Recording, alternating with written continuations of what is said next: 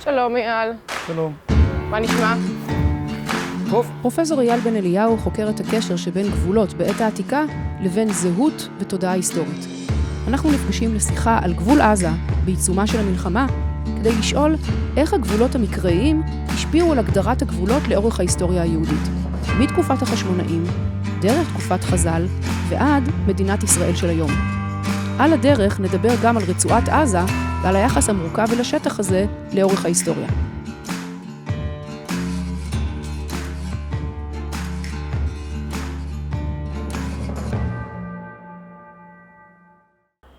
בתקופת המקרא, גבולות זה היה דבר מאוד מאוד רציני. כאילו, אנחנו קוראים בתורה, ואחר כך בתקופות אחרות גם, ומסיירים בשטח, ורואים פה עבר הגבול של נחלת דן, ופה עבר הגבול של נחלת זה, ופה עבר הגבול עם הפלישתים, ופה... אחרי שנגמרת תקופת המקרא, ואנחנו נכנסים לתוך סוף ימי בית שני, ותקופת המשנה, ואחר כך, מה שנקרא תקופת חז"ל, מה המשמעות של גבולות בתקופה הזאת? בואי נתחיל דווקא עם המקרא. אמרת שהעניין הגבולות תופס מקום די מרכזי במקרא. זה נכון. אבל אם אנחנו פותחים את המקרא כחיבור מכונן, ושואלים מהם גבולות הארץ, אנחנו מקבלים מגוון תשובות. יש לנו מפות שונות. יש לנו מפה, למשל, שמופיעה בברית בין הבתרים, מנהר מצרים עד הנהר הגדול נהר פרת. יש לנו את גבולות 12 השבטים שהזכרת, גם את כיבושי יהושע שהזכרת. ממלכתו של דוד, אחר כך חלוקה בין ממלכת ישראל לממלכת יהודה. בימי שיבת ציון יש לנו את פחוות יהוד, שהיא קטנה יותר. כלומר, מי שמחזיק מקרא ביד, תנ"ך, נמצא במבוכה. אם הוא רוצה לדעת דרך המקרא, מהם גבולות הארץ שלו, יש לו מגוון תחומים. יש לו מגוון גבולות. ואולי, כאן אנחנו בעצם מגיעים לסוף. אולי חלק מהמורכבות ביחס של החברה הישראלית למרחבים שונים, לגבולות שונים, נעוצה כבר בעובדה שאין לנו במקרא גבול אחד שאפשר לומר עליו זו ארצנו ואין בלתה. אפילו עבר הירדן המזרחי. נחלת בני גד ובני ראובן הרי נוספה אחר כך. כמו שלימדו אותנו אנשי האצ"ל. שתי גדות לירדן, זו שלנו וזו גם כן. זה ממש פסוקים בספר דברים. סוף ספר במדבר ובספר דברים. כלומר, כעם יהודי וכחברה ישראלית המושתת על המקרא, אנחנו עומדים מול מגוון גבולות שקשה לנו להכריע ביניהם. בימי הבית הראשון הייתה עצמאות מדינית, וברור שכשיש עצמאות מדינית, השאלה הביטחונית היא שאלה קרדינלית, כמו היום. כמו היום, השאלה הביטחונית היא שאלה קרדינלית ואולי שאלה מעצבת, אבל לא בלעדית. אחרי חורבן בית שני, אין לנו עצמאות מדינית. וכשאין עצמאות מדינית, מה המשמעות של גבולות? התלמוד עוסק לא מעט, המשנה והתלמוד, ספרות חכמים עוסקת לא מעט בגבולות. העיסוק בגבולות הוא על תחומי הארץ לעניינים הלכתיים. כמה עניינים הלכתיים שונים, המרכזי שבהם הוא עניין הלכתי שיש לו זיקה מובהקת לכלכלה. כלומר, תחומים שהם בתוך גבול שנקרא גבול עולי בבל, שזה הגבול הגרעיני, שישבו בו ממשיכיהם של עולי בבל מראשית ימי הבית השני, בגבול הגרעיני יש להפריש תרומות ומעשרות ולשמור שמיטה. זו חובה. צריך להדגיש, בגלל שהמצוות תרומות ומעשרות היא אחת מהמצוות התלויות בארץ. בדיוק כך. זאת אומרת, אם אתה חי בחו"ל לצורך העניין, באמריקה, באירופה, אתה לא צריך להפריש תרומות ומעשרות. ואם אתה חי בארץ ישראל, אתה כן צריך להפריש. בדיוק כך. אז איפה עובר הגבול? איפה? בדיוק כך. לא רק עניין תרומות ומעשרות, עוד דבר שהוא לא פשוט, זה שמירת שמיטה. 1 ל7 שנים לא לעבוד את הקרקע. לחקלאי זה עול כבד. והגבול נקבע בעזרת כמה גורמים מעצבים. אחד הוא איפה שהיו יהודים. אבל לא רק. לא רק. שזה מאוד דינמי. כי לפעמים יש ולפעמים אין בתקופות שונות. ולכן הגבול הוא דינמי. ולכן גבול עולי בבל הוא גבול דינמי. אבל הוא לא הגורם הקובע היחיד. כי אם נתבונן במקור התנאי, במקור מתקופת המשנה, שמופיע גם בתלמוד הירושלמי, שמסרטט לנו את הגבול שיש לשמור תרומות ומעשרות, המקור הזה נקרא ברייתת התחומין, והוא נמצא גם על רצפת פסיפס שנמצאה מדרום לבית שאן. היום העתק שלה נמצא בשדות, לא בשדות, אלא אל מול פתח בית הכנסת בעין הנציב. הכתובת עצמה נמצאת במוזיאון ישראל. זו כתובת שיש לה משמעות גדולה מאוד להרבה מאוד אספקטים בחקר לשון התלמוד והתלמוד, אבל יותר מכך, זוהי מפה מילולית. והמפה המילולית מסרטטת את גבולות הארץ. התחום הצפוני מוכר לנו. הוא מוכר לנו מהמלחמה שלנו בצפון. הגבול הצפוני עובר באזור כזיב, סולם צור, ברעשתא היא ברעשית, נוקבה דעיון היא מרג'יון וכן הלאה. אזורים שמוכרים לנו מהמלחמה שלנו בחיזבאללה בצפון. שם הייתה התיישבות יהודית שעיצבה את הגבול. באיזה תקופה? על איזה תקופה אנחנו מדברים? אנחנו מדברים על השנים שאחרי חורבן בית שני. ייתכן שיש לגבול הזה שורשים קדומים יותר, אבל המקור הוא מקור פוסט-חורבני, אחרי חורבן בית שני. הגבול במזרח הוא הרבה יותר אמורפי, בטח בדרום. והברייתא הזאת, ברייתת התחומים, מסיימת את המסלול שלה, שמתחיל בכזיב בצפון, שם בכזיב בצפון, עובר דרך הצפון מזרחה, משתפל דרומה ונסגר בדרום מערב. היכן הוא נסגר בדרום מערב? בגניה דאשקלון, ממש כאן, ממש כאן.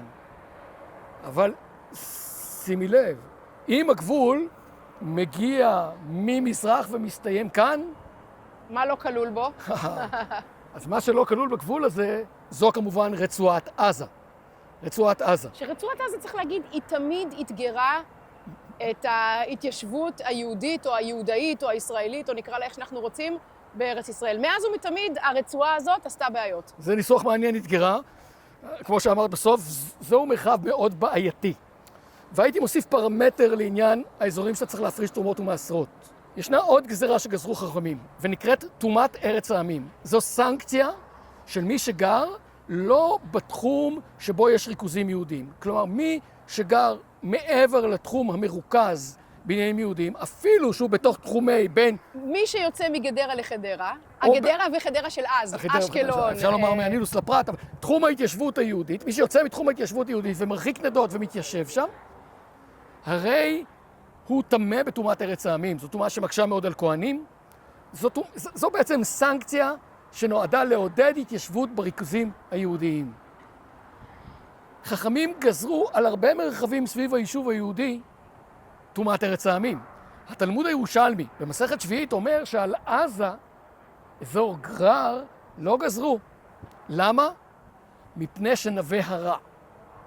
כלומר, אנשים לא מעוניינים לגור שם. אין סיבה להטיל סנקציות. לא היה סכנה שאנשים ילכו לגור שם. לא, אבל ייתכן שחכמים רוצים כן לעודד רצפים. ייתכן שרצו אפילו לעודד רצפים מאשקלון דרומה. אבל הם מודעים לזה שאנשים לא רוצים לגור במרחב הזה. כבר בתלמוד הירושלמי, אנשים לא רצו לגור במרחב של רצועת עזה, לפחות צפון הרצועה. למרות שלא הייתה שם גדר ולא היה שם מכשול, במובן הזה הגבול הוא אולי פנימי. זאת אומרת, אנשים פשוט לא רצו ללכת לשם. כן, יש לנו פסיפסי בתי כנסת, דווקא על כביש 232 המוכר לכולנו.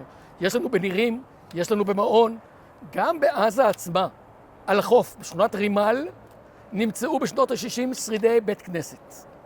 היה שם בית כנסת. מה היחס בין המימרה הזו בתלמוד הירושלמי לבין מציאותו של בית כנסת? קשה לנו בדיוק לדעת, אבל היו שם יהודים. אבל לא היה רצף ולא הייתה נהירה למגורים, בטח לא באזור הזה של בית לאיה ובית חנון שבצפון הרצועה. עכשיו, אתה נותן דוגמה על זה שחז"ל רוצים לייצר מוטיבציה שלילית, או להטיל סנקציה, אתה אומר, כדי שאנשים לא יצאו מגבולות ההתיישבות הטבעיים מצד אחד, אבל יש לזה גם צד שני. בדיוק כך. שני פנים לאותה טומאת ארץ העמים, שבעצם גוזרת טומאה על מי שגר מחוץ לתחום ריכוז היישוב היהודי. מצד אחד זו סנקציה על מי שגר הרחק מתחומי היישוב. מאידך יש דרך לטהר את טומאת ארץ העמים. מהי הדרך לטהר את טומאת ארץ העמים? קנייה או יצירת רצף התיישבותי. כלומר, אם אנחנו יוצרים על ידי קנייה או התיישבות, רצף התיישבותי מריכוז היישוב היהודי, אנחנו מטהרים את אותו מרחב מטומאת ארץ העמים. כך שאפשר בעצם להוסיף לארץ, ולהוסיף לתחומי הארץ החייבים בתרומות ומעשרות, והארץ שאינה טמאה בטומאת ארץ העמים. אולי נוסיף על זה עוד פעם. אשקלון הייתה עיר מעורבת בתקופת המשנה והתלמוד. מעורבת בין מי למי? נהדר, מעורבת בין יהודים לנוכרים. בכלל, בערים בתקופת המשנה גרו יהודים ושאינם יהודים, בעיקר בערים הגדולות. כמו אשקלון, כמו קיסריה, כמו עכו, כמו ציפורי, כמו טבריה, כמו בית שאן. יש לנו במשנה ובתוספתא, במקורות התנאיים, עדויות על כך שרבי יהודה הנשיא, שהיה גם עורך המשנה וגם נשיא הקהילה היהודית בארץ ישראל, החליט למשל לפטור מקום כמו בית שאן מתרומות ומעשרות. ואז התלמוד מספר שחברו אליו אחיו ובית אביו ואמרו לו, מקום שאבותיך ואבות אבותיך נהגו בו איסור, הפרשת תרומות ומעשרות, אתה אומר שהוא לא מארץ ישראל? עונה להם רבי יהודה הנשיא, גם נחש הנחושת היה במקדש, כלומר לא כל מה שהיה פעם היה טוב. וואו. זה היה לא בסדר. מקום הניחו לי אבותיי להתגדר בו. מה הוא עושה בעצם רבי יהודה הנשיא? הוא פוטר את בית שאן ממצוות התלויות בארץ, מה שלפחות אחיו ובית אביו הבינו כהוצאה מתחומי הארץ. אז זה בדיוק הפוך מלטהר את טומאת ארץ העמים. זה כן. בעצם לטמא אדמה שעד תקופה מסוימת נחשבה כמקודשת. עד אליו. אבל בואי נעשה חשבון. אם הוא פוטר אותה מתרומות ומעשרות, והוא מקל כלכלית את ההתיישבות בה, ואם יתיישבו ביהודים, והרי את אמרת שתחומי הארץ לעניין תרומות ומעשרות זה גבול דינמי, אז אם יתיישבו שם יהודים, מה יהיה לאחר זמן? אז היא עוד פעם תהפוך למקודשת. עוד פעם תהפוך למקודשת. הדברים האלה לא כתובים, אני חושב שהם נובעים מהמקורות. לא, הדבר המרכזי שעולה ממה שאתה אומר, שכאילו עד עכשיו אם אני מסתכלת על תקופת המקרא, תקופת התנ"ך, אז גבולות זה דבר או יש את גבולות ההבטחה, כן, הזכרת אותם, שאלוהים הוא זה שמסרטט את הגבולות. ויש גבולות שהם יציר בשר ודם, שזה נובע מכיבוש בדרך כלל, מאימפריות, באות, הולכות, מלחמות, הגבולות הם זזים. אבל יש פה עוד סוג של גבול, וזה גבול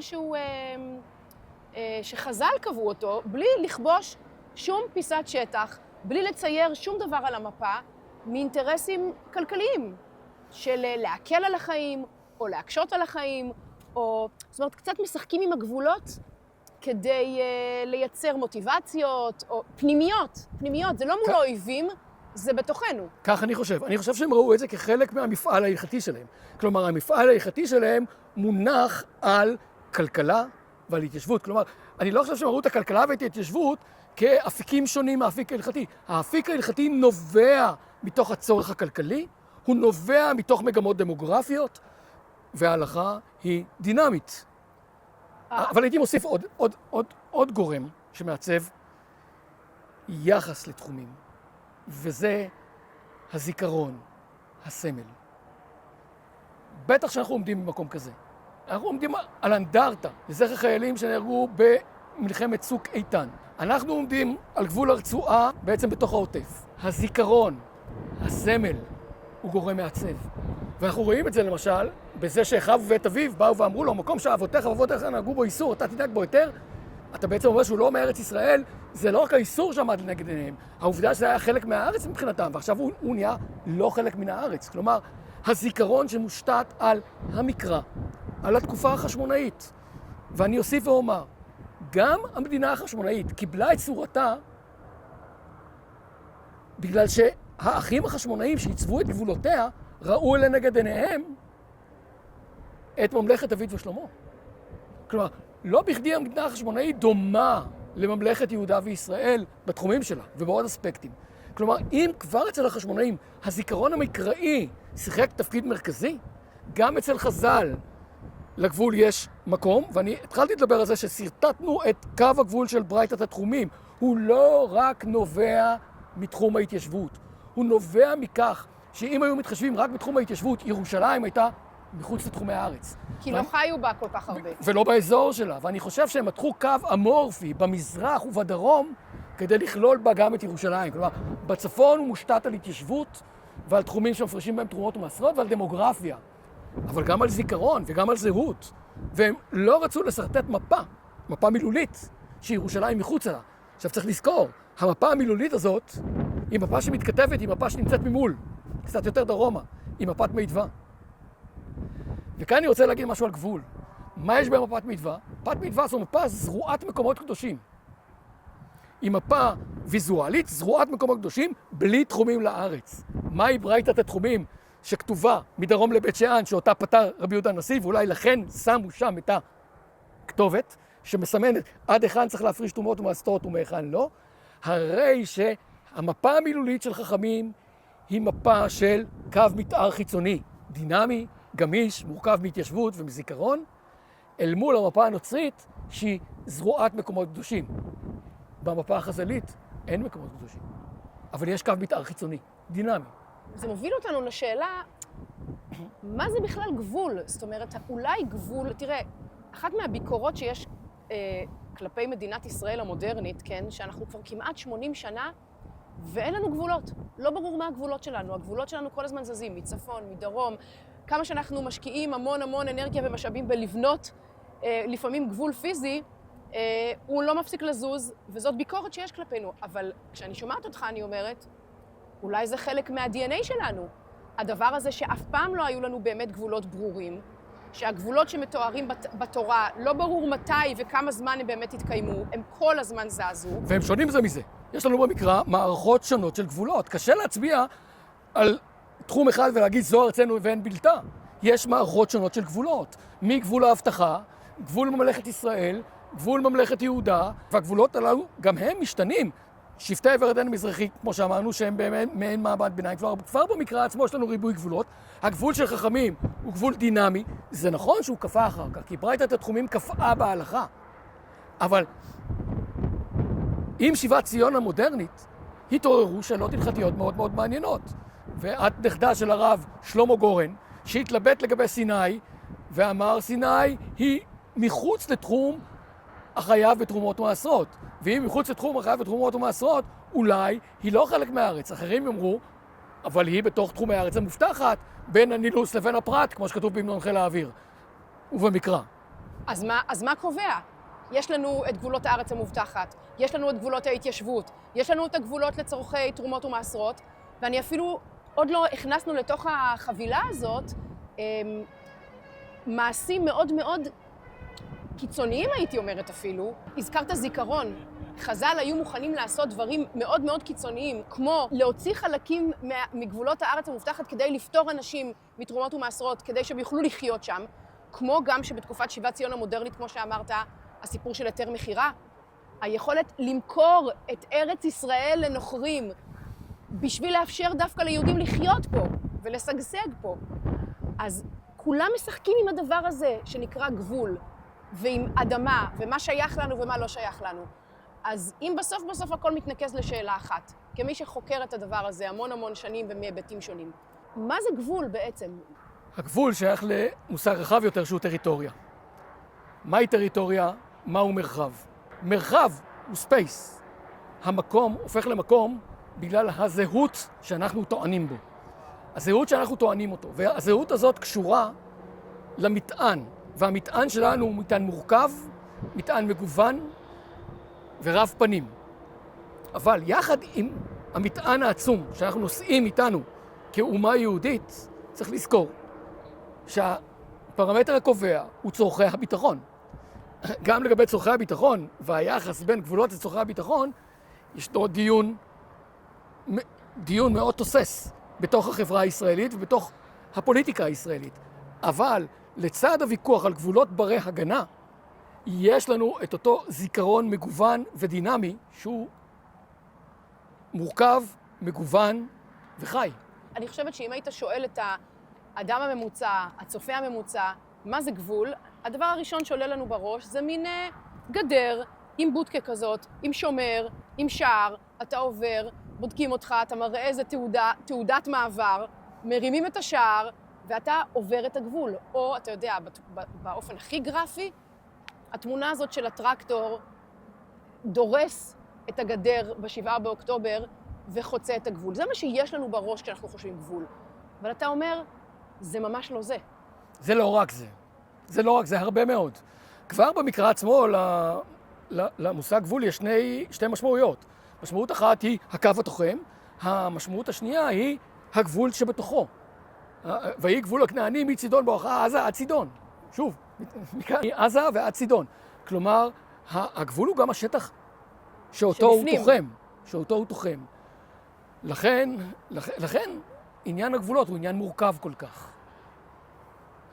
אולי לסיום אני אשאל, האובססיה שיש לנו כאנשים מודרניים, ואני חושבת שההיסטוריה המודרנית, החל מבאמת, אתה יודע, המאה ה-19 והאימפריאליזם וכל מדינות אירופה שישבו פה באזור וסרטטו, שיחקו פה עם המזרח התיכון וסרטטו גבולות על מפות.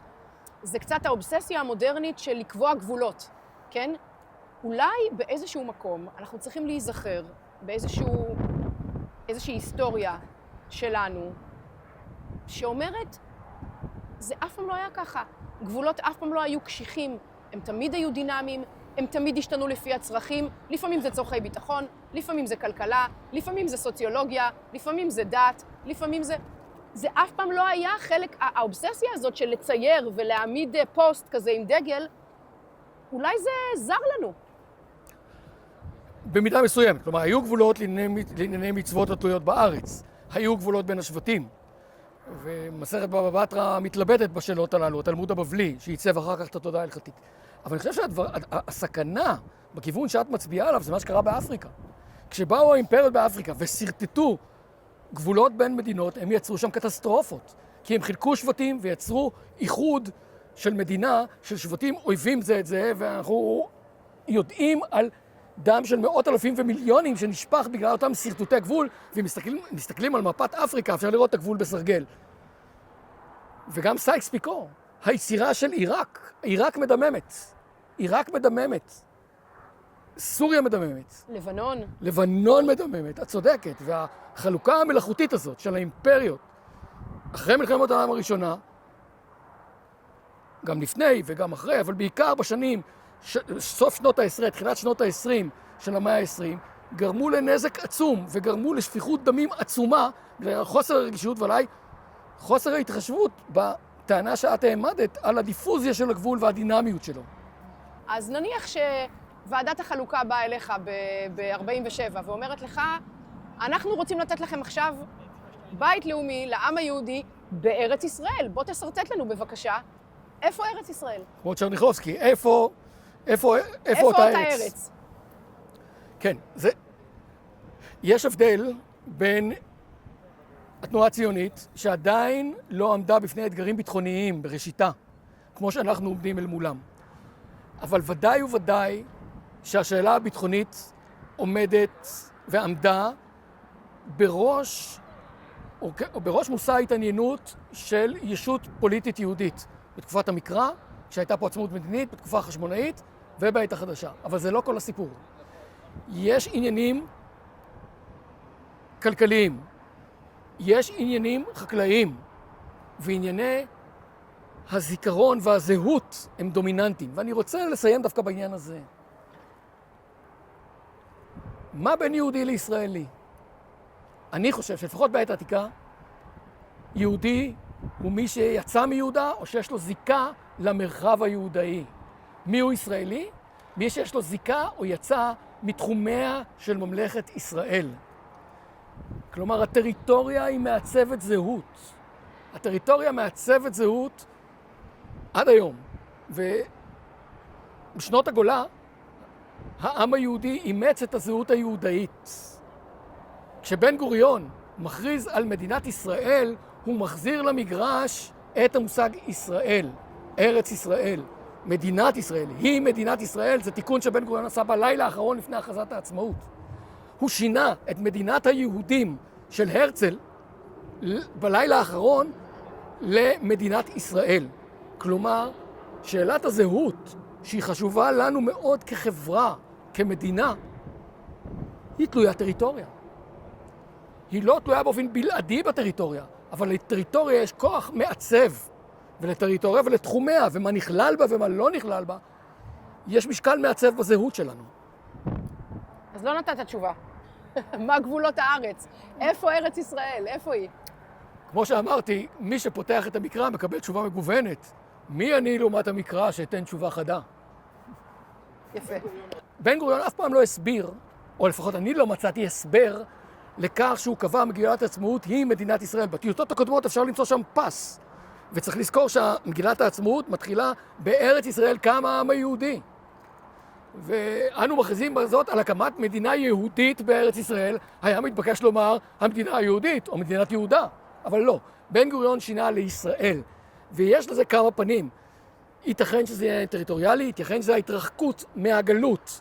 יהודי הוא יהודי גלותי. יהודי הוא יהודי גלותי, יהודי הוא כינוי גנאי. ייד, ג'ו, ג'ודה. בן גוריון לא רצה את זה, בן גוריון רצה ישראל. אבל בן גוריון היה טריטוריאליסט, בן גוריון חזר למקרא.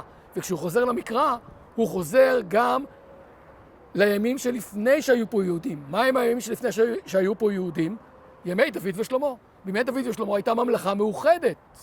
ממלכה מאוחדת של ישראל. לממלכה המאוחדת קראו ישראל, כמו בני ישראל. הכינוי יהודי נולד אחרי חורבן ממלכת ישראל, שנותרה פה... אחרי הפיצול. אחרי הפיצול, נכון. אחרי הפיצול ואולי אחרי הגלות, שנותרה פה יהודה כמלונה במקשה כסוכה בכרם. ובסוף בית שני, כשהמדינה החשמונאית מתחילה ביהודה ומתרחבת לישראל, אנחנו מוצאים על המטבעות שקל ישראל. כלומר, שוב, בימי בית שני יש לנו את התנועה ההפוכה, מיהודה לישראל, וזו אותה תנועה שעשה בן גוריון. ואני חושב שיש לה לפחות זיקה, אם לא זיקה הדוקה, לממד הטריטוריאלי. אני חושב שמה שעשה בן גוריון זה לגעת בזהות. והטריטוריה קשורה לזהות.